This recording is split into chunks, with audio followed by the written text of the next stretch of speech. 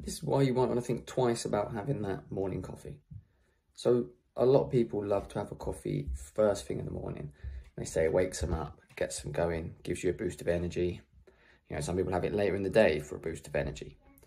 But the thing you need to understand about coffee is how it works.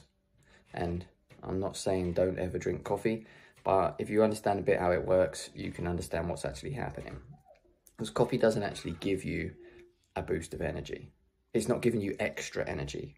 What coffee's doing is stealing energy from the future and giving it to you now. So if first thing you have a cup of coffee to wake you up, yeah, fine, you might feel a boost of energy then, but mid-morning or heading to lunchtime, you're going to have a big dip of energy. So what happens is when we wake up in the morning and as we go through our day, a chemical called adenosine will build up inside our brains.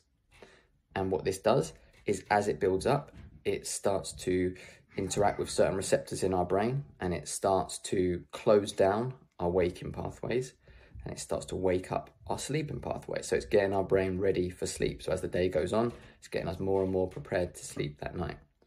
Now what happens with coffee and caffeine is that caffeine blocks that. So it blocks it interacting with the receptors, but it doesn't remove the adenosine.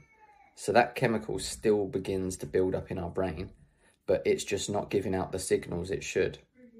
Then, when the caffeine wears off, suddenly all of that adenosine then is going to react with the receptors at once, and that's why you get your big dip in energy, because it's suddenly being hit with a big whack.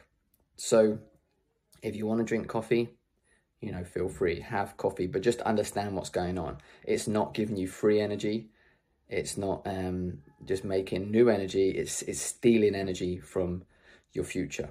And that's why you don't want to have caffeine late at night, because it's going to prevent your brain getting ready to sleep. You're going to struggle to get to sleep until it wears off. And you don't really want to have it first thing either, because you want to let your brain wake up naturally.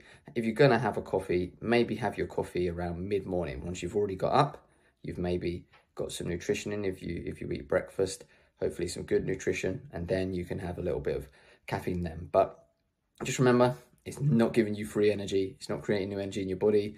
It's a debt that you're going to have to pay back in the future. It's like if you get a loan to buy a new TV, that's great. You've got a new TV, but you know, eventually you're going to have to pay it back. It's not free. That's exactly what caffeine does with our energy. So just be aware of that and don't overdo the caffeine, because if you keep hitting those caffeines and every time it wears off, you hit another one throughout the day, another coffee, you're going to have a huge dip at the end of that and you're probably going to struggle to sleep at night as well. So there we go. Enjoy your coffee, but responsibly, and understand how it works.